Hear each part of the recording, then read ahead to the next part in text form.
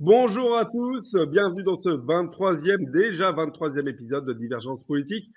Alors, on va vous parler dans cet épisode de 3 thèmes. On va partir à l'international. On a fait, Xavier, Fabrice, un peu de national la semaine dernière. Eh bien, on va vous faire voyager, on vous ramène à l'international. On va vous parler de Trump qui s'attaque à la Chine, au Mexique accessoirement et au Canada, mais prochainement peut-être à l'Europe également. Enfin, dans le thème numéro 2, on vous parlera des 80 ans du Yalta.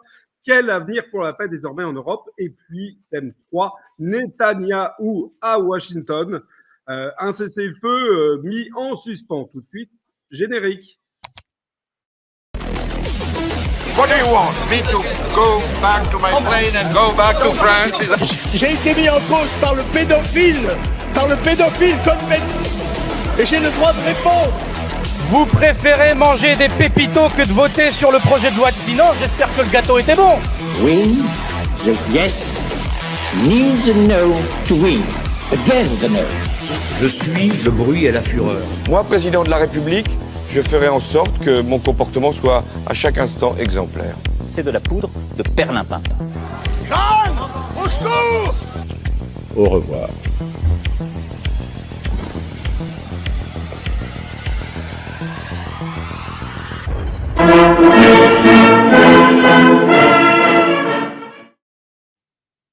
Eh bien, bonjour messieurs, comment allez-vous? Bonjour Alexis.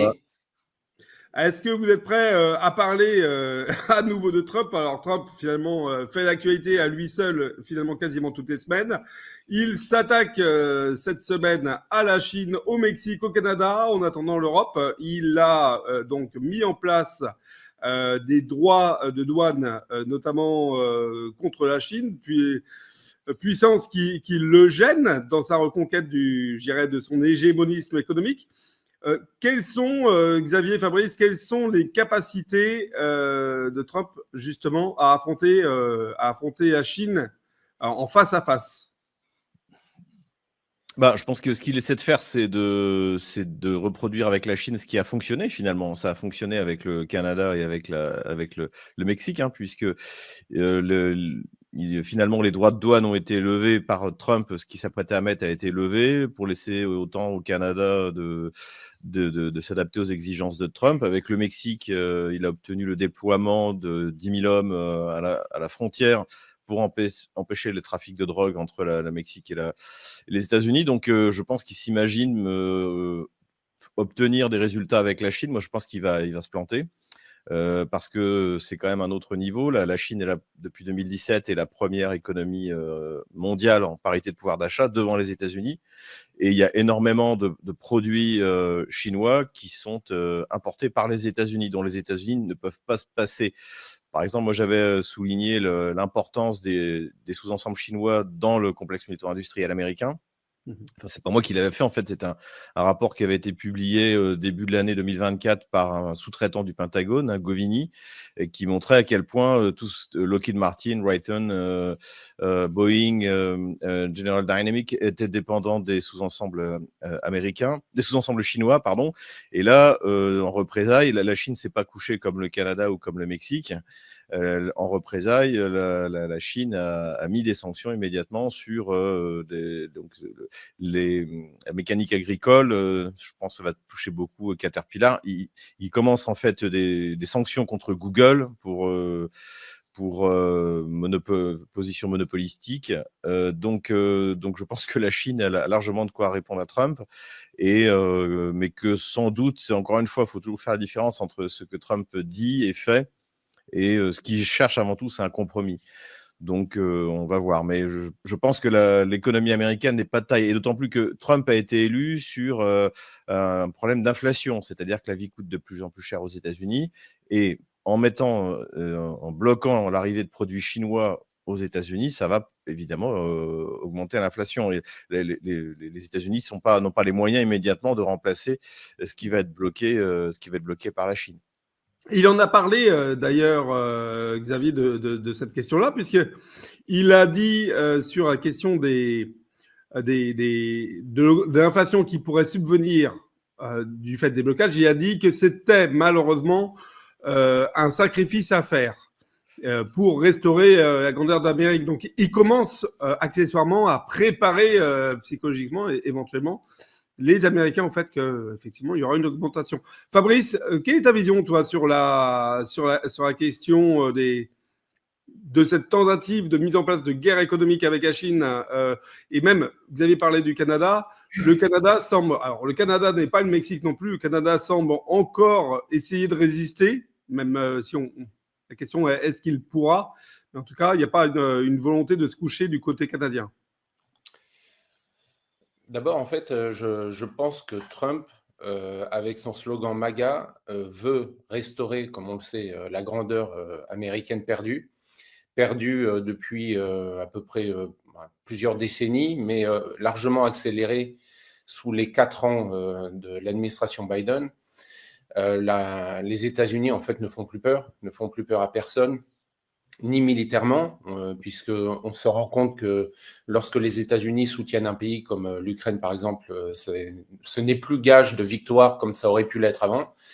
Ils ont perdu de leur pouvoir au niveau diplomatique. Le dollar a perdu son monopole avec l'émergence des BRICS, l'émergence des accords binationaux où de plus en plus de pays ont pris la décision de commercer avec les monnaies locales. Ils ont perdu en fait sur tous les niveaux. Donc Trump aujourd'hui s'est fixé comme mission de rétablir le leadership américain.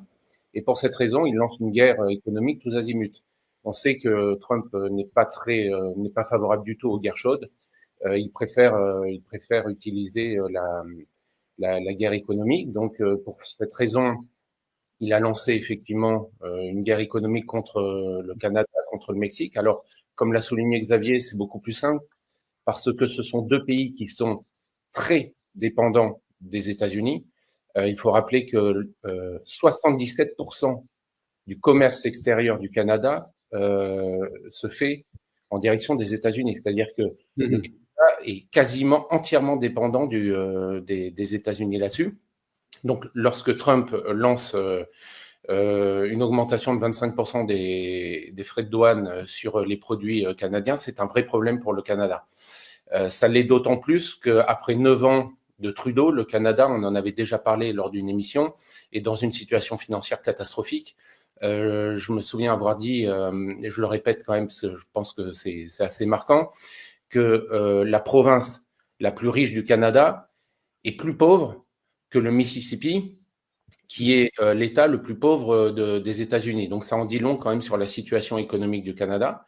Et donc effectivement, il y a de fortes chances pour que ça fonctionne. Il y a de fortes chances pour que ça fonctionne aussi avec le Mexique, puisque le principal partenaire économique du Mexique, c'est aussi les États-Unis.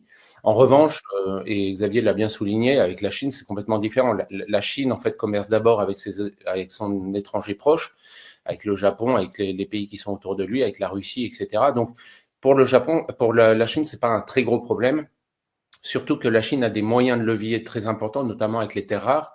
Et on a vu que là, les Chinois ont décrété que l'envoi des terres rares qui sont éminemment stratégiques pour les États-Unis, puisque c'est ce qui leur permet de faire avancer leur technologie de pointe, en fait, l'industrie vraiment de pointe, qu'ils allaient même maintenant diminuer probablement les exportations en direction des États-Unis. Donc, en fait, voilà, je pense que Trump fait du Trump actuellement, c'est-à-dire qu'il part un petit peu dans toutes les directions, il bluffe aussi beaucoup. L'idée, c'est effectivement d'obtenir des compromis un peu à tous les niveaux parce que il n'est pas stupide, Trump, et je pense qu'il sait pertinemment que c'est un jeu qui peut se retourner aussi contre lui à force de... Alors lui, il n'est pas trop pro-sanction, mais même le fait d'augmenter des droits de douane sur toutes les importations, en fait, ça peut très bien se retourner, ça risque de se retourner sur la population, enfin, sur l'économie américaine. Donc, je pense que là, c'est sa façon à lui d'aborder un nouveau tour de négociation. C'est la même chose d'ailleurs avec le Canada et le Mexique, hein, puisqu'on se souvient que lors de son premier mandat, il avait renégocié l'accord de libre-échange entre le Mexique, les États-Unis et le Canada. Il avait mis en place un deuxième accord qui s'appelait Accord États-Unis, Mexique, Canada. Et là, il revient encore dessus Et c'est en fait, s'il augmente ses tarifs douaniers de 25%, c'est pour à nouveau renégocier cet accord-là. C'est sa façon à lui de faire. Il commence très haut et ensuite il diminue. Voilà, c'est l'homme d'affaires par excellence qui entame ces négociations.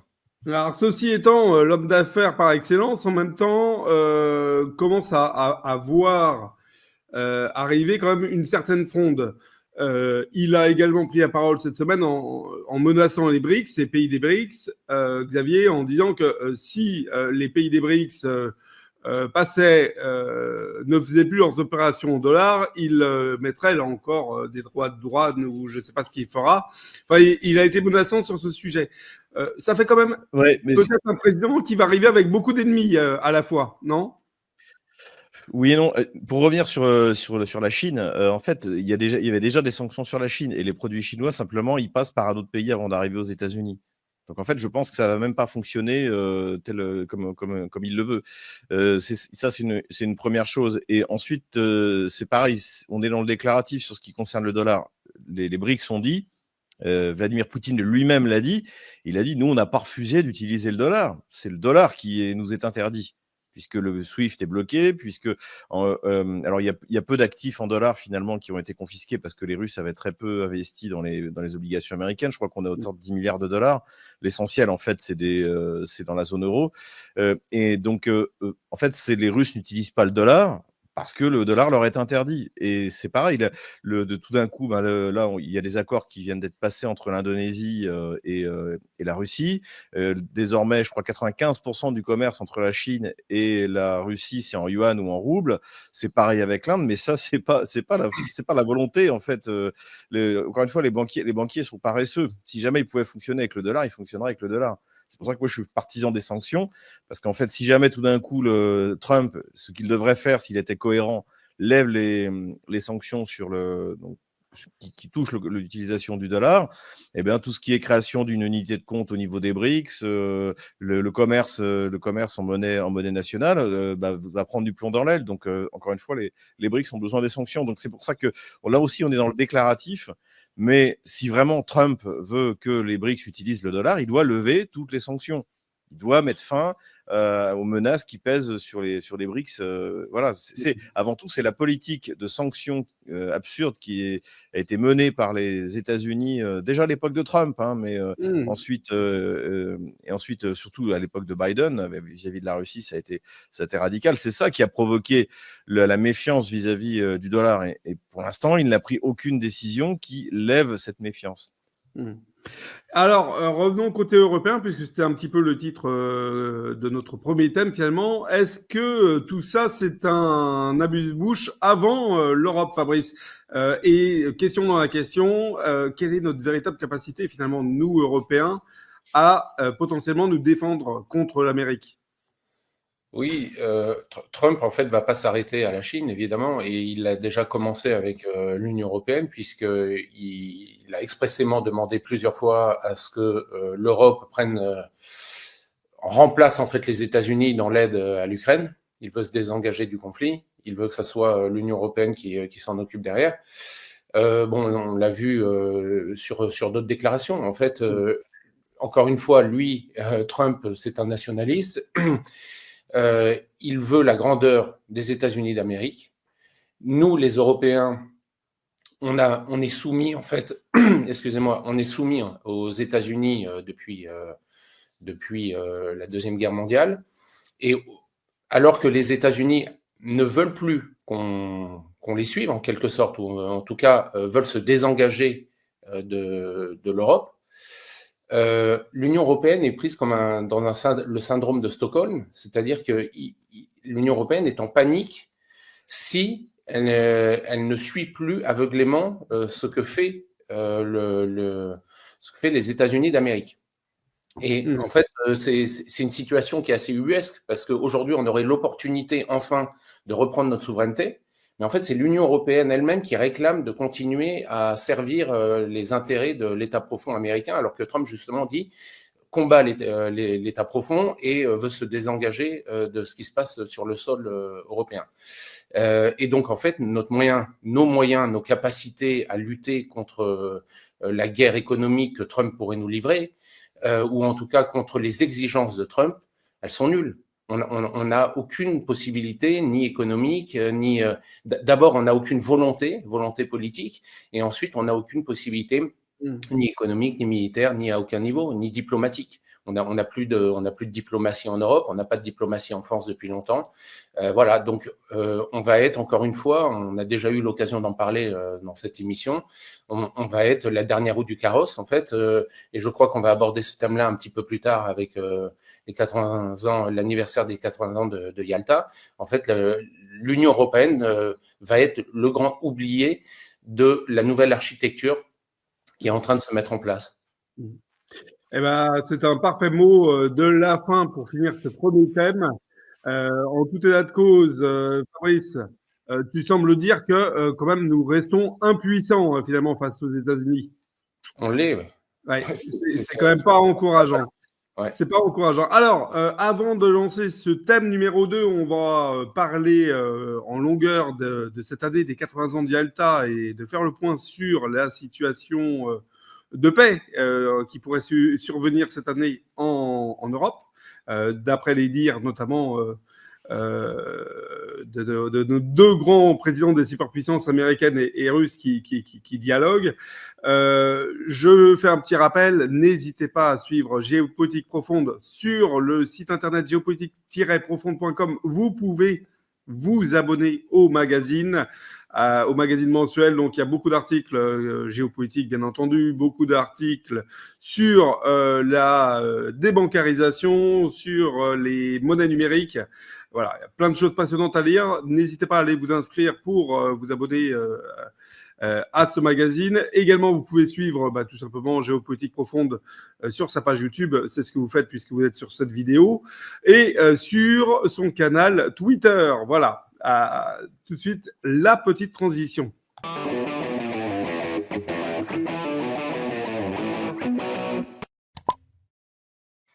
Allez, transition faite, on retourne dans nos discussions ce matin, messieurs. On va parler de cette année des 80 ans de Yalta et puis se demander quel avenir finalement pour la paix en Europe. Xavier, où en est-on d'une manière globale de la situation en Ukraine? Est-ce qu'on sent venir peut-être une possibilité d'accord ou de négociation? Je pense c'est un peu tôt pour le dire. Encore une fois, avec Trump, il faut regarder ce qu'il fait plutôt que ce qu'il dit. Pour l'instant, il est clair qu'il y a une pression qui est mise sur Kiev. Donc ça se voit de deux manières. C'est-à-dire qu'il y a eu un audit qui est fait avec un blocage de l'aide pendant 90 jours. Alors après, il y a toujours de l'aide qui arrive parce qu'il y a une certaine inertie. Reuters a dit que l'aide avait repris après avoir été bloquée, mais on ne sait pas trop si c'est vrai ou pas de ce que dit Reuters. Pour moi, ce qui est clair, et là maintenant c'est acté, c'est que l'USAID a fermé les portes. Or, l'USAID, c'était, je crois, depuis le début du conflit, 37 milliards de dollars à l'Ukraine. Et donc, ça finance les ONG, ça finance les médias indépendants. Le terme média indépendant à l'américaine, ça veut dire financé par la CIA ou le département d'État américain. Donc, en fait, ça c'est un coup très, très dur qui a été porté à l'Ukraine, puisque pour faire avaler la guerre à la population ukrainienne, en fait, il y a ce que les Ukrainiens appellent le marathon télévisuel, où 24 heures sur 24, on essaie de maintenir la population de manière orwellienne en essayant de lui expliquer que la guerre est légitime. Donc ça, rien que la fermeture de l'USAID, c'est quelque chose d'extrêmement important. Donc la pression est énorme sur Zelensky. Je pense que petit à petit... Xavier, tu peux rappeler pour les gens qui n'auraient pas une compréhension de ce que c'est l'USAID? Oui, en fait, c'est un organisme qui dépend du département d'État américain et qui finance des ONG, donc qui finance, on va dire, les révolutions oranges au travers des ONG, au travers des médias. D'ailleurs, il y a plusieurs médias, non seulement en Ukraine, mais je dirais dans le monde en général, également dans les pays de l'Est qui sont en panique parce qu'en fait, ils ne peuvent plus payer leurs employés. Parce que tout d'un coup, la manne s'est arrêtée. Donc ça, à mon avis, c'est quelque chose d'extrêmement important. Et ça, c'est un acte. Donc, encore une fois, avec Trump, il faut toujours séparer les actes et la parole. Et ce qui est intéressant aussi, c'est que Trump vient de nommer un nouvel intermédiaire pour négocier avec l'Ukraine et la Russie. c'est celui qui a obtenu l'accord, qui a tordu le bras de Netanyahou pour l'accord de paix, de la trêve sur Gaza. Il s'appelle Steve, je ne sais plus quoi. Donc c'est pareil, un milliardaire qui est dans l'immobilier, qui a été efficace sur l'accord entre Gaza, entre les Palestiniens et Israël. Donc, ce qui est important, et ça, je ne peux pas le dire, c'est est-ce que Trump s'est rendu compte qu'il n'avait aucun moyen de pression sur la Russie ? Ça, en fait, parce que Trump peut sans problème tordre le bras de Zelensky, c'est absolument pas, ou de la classe dirigeante kievienne, on va dire. Il faut quand même qu'ils comprennent que l'Occident a perdu la guerre contre la Russie et que Poutine est suffisamment habile et intelligent pour ne pas en rajouter, mais globalement, comme l'a très bien dit Emmanuel Todd, Trump, il est là pour acter la défaite de l'OTAN face à la Russie. C'est un peu le travail qui est fait dans les médias américains ces derniers jours, puisqu'on voit Rubio qui est passé à l'antenne en disant que de toute façon, les Ukrainiens n'avaient eu aucune chance depuis le début, donc on les avait incités sur une mauvaise voie. Hier, CRFK, Robert Fitzgerald Kennedy, qui a remis une couche en live en parlant de Zelensky et de toute sa clique dans des termes extrêmement peu élogieux. Et puis, je crois qu'il y a 2-3 jours, c'était le porte-parole non officiel de la Maison-Blanche, c'était Tucker Carlson, qui comparait Zelensky à un dictateur. Donc, il y a quand même des effets de langage qui sont en train d'être mis en place. Alors, ceci étant, pendant ce temps, Zelensky mise de tout pour tout, Fabrice, puisque Zelensky a proposé aux États-Unis de continuer à maintenir leur aide en contrepartie de terres rares qui sont malheureusement sur le territoire occupé par les Russes. Oui, en fait, Zelensky sent le vent de la steppe tourner. Il est en train de se faire lâcher par tout le monde, là. Vraiment. On a vu la déclaration récente du représentant spécial de Trump pour l'Ukraine, Kellogg, qui a appelé à de nouvelles élections en Ukraine. Et peu de temps après, Peskov, le porte-parole du Kremlin, qui a dit la même chose. C'est, à mon avis, évidemment pas du tout une coïncidence. Et du reste, Zelensky a bien compris le message. Il a vu que les Américains et les Russes ont commencé très probablement à négocier dans son dos. Et apparemment, et d'ailleurs je crois que c'est un ancien ministre ukrainien lui-même qui l'a dit, sous anonymat, mais qui a dit que clairement le message c'était que la Russie, comme les États-Unis, voulait se débarrasser de Zelensky, ce qui est une condition préalable pour pouvoir négocier avec l'Ukraine, puisque on le sait, on l'a déjà dit plusieurs fois, Zelensky s'est enfermé lui-même en signant des décrets pour s'interdire de pouvoir négocier avec la Russie. Et donc, la condition préalable, c'est qu'il parte. Voilà ce qu'il aura obtenu. Et effectivement, aujourd'hui, je pense qu'il a compris qu'il était perdu. Il a compris que tout le monde voulait se débarrasser de lui. Et donc, il sort, il est acculé. C'est comme un animal blessé. Et aujourd'hui, il sort des déclarations qui sont complètement hallucinantes. Comme effectivement, donnez-moi la bombe nucléaire. Oui. Ça, c'était avant de proposer les métaux rares. Il a dit, en première tentative, il a dit donnez-moi donnez-moi l'arme nucléaire et des missiles et je ferai reculer la Russie. Comme il a vu qu'il n'y avait pas de réponse, il a dit bon, finalement, je vous propose des terres rares. Malheureusement, non, mais il est gentil, Zelensky, mais personne lui demandera son avis pour lui prendre les terres rares. Si les Américains ont besoin de se servir de leurs terres rares, des terres rares ukrainiens, avec ou sans l'accord de Zelensky, ils vont le faire. Donc, malheureusement, ils sont du côté occupé par la Russie. Donc, de toute façon, la question c'est-à-dire que l'immense majorité, effectivement, des terres rares sont quand même présents dans la partie est de l'Ukraine, mais il reste quand même quelques arguments intéressants pour des grosses sociétés américaines qui ont déjà d'ailleurs commencé à acheter des concessions, des entreprises là-bas pour pouvoir derrière ramener les terres rares aux États-Unis, ceux que probablement les Chinois arrêteront de fournir. À travers nos émissions, on essaie de vous fournir le meilleur de l'actualité sans langue de bois. Malheureusement, YouTube est notre limite.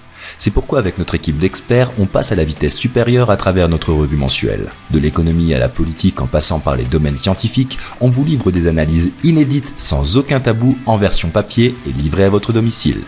On s'évertue à être cohérent dans notre démarche d'émancipation financière et intellectuelle, et c'est pourquoi on veut vous accompagner devant comme derrière l'écran grâce à notre lettre confidentielle.